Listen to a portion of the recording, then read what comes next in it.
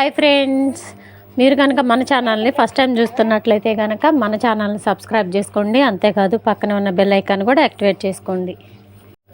ఈరోజు చాలామంది ఎదురు చూసిన ఆసరా పెన్షన్ల గురించి అయితే వివరంగా చెప్పబోతున్నానండి. ఎంతోమంది చాలామంది ఎదురు చూస్తున్నారు.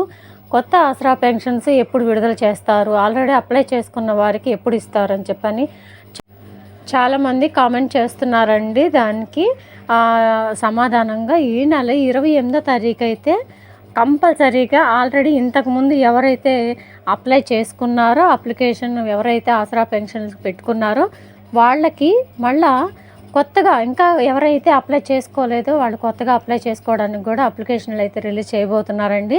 కొత్త ఆసరా పెన్షన్లకు అయితే నోటిఫికేషన్ వదలబోతున్నారు. అది ఎప్పుడు అంటే 28వ తారీఖు. నేను ఇంతకుముందు చాలా రోజుల క్రితమే చెప్పానండి. ఇదేది నేను కొత్తగా చెప్పట్లేదు. కాంగ్రెస్ పార్టీ ఆవిర్భావ దినోత్సవం రోజున ఇవన్నీ విడుదల చేస్తున్నారు అని చెప్పేసి నేను అందరికంటే ముందుగా వీడియో కూడా చేసి పెట్టాను. కావాలంటే మీరు చెక్ చేసుకోవచ్చు మన వీడియోలోకి వెళ్ళి. చెప్పినట్టుగానే రేపు 28వ తారీఖు అయితే నోటిఫికేషన్స్ అన్నీ వదలబోతున్నారండి. ఆల్రెడీ ఇంతకు ముందే అప్లికేషన్లు పెట్టుకున్న వాళ్ళందరికీ కూడా విడుదల చేస్తారంటండి ఆసరా పెన్షన్లు.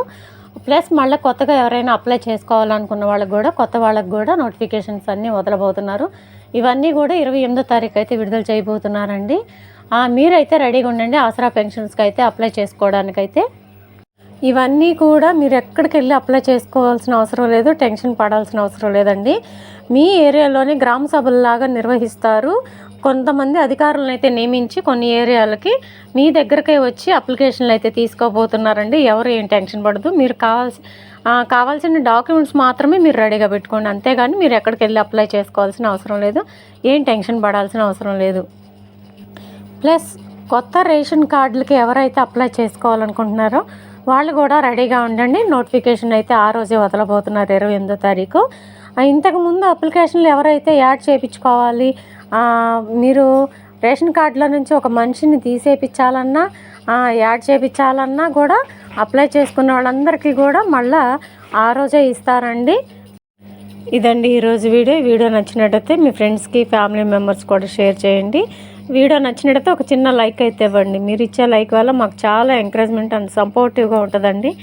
Thank you.